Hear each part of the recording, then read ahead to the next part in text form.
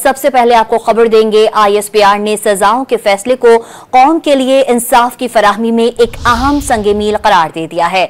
वाज़ेह किया कि मुजरिमान के खिलाफ नाकाबिले तरदीद शवाहिद इकट्ठे किए गए। मुजरिमान को कानूनी तकाजे पूरे करने के लिए तमाम कानूनी हुकूक फराहम किए गए। सही मायनों में मुकम्मल इंसाफ उस वक्त होगा जब 9 मई के मास्टरमाइंड और मंसूबा साजों को आईन और कानून के मुताबिक सजा मिलेगी।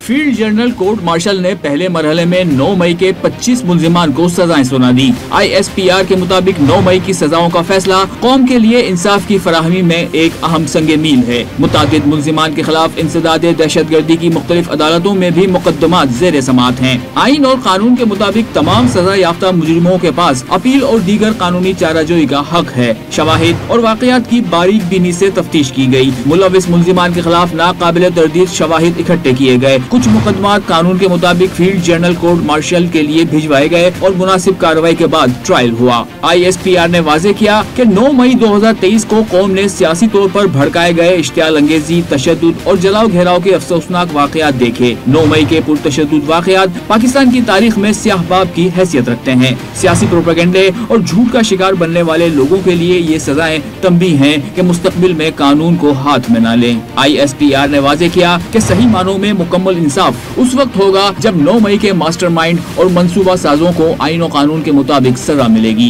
रियासत पाकिस्तान 9 मई के वाकयात में मुकम्मल इंसाफ मुहैया करके अपनी अमलदारी को यकीनी बनाएगी। 9 मई के मुकदमे में इंसाफ फराहम करके तशद्दुद की बुनियाद पर की जाने वाली गुमराह और तबाहकुन सियासत को दफन किया जाएगा। ISPR ने कहा कि नफरत और झूठ पर मबनी सियासी बयानिए की बुनियाद पर मुसल्लह अफवाज की तंसीबात पर मुनज़्ज़म हमले किए गए और उनकी बेहुरमती की गई। ये पुरतशद्दुद वाकयात पूरी कौम के लिए एक शदीद सदमा है।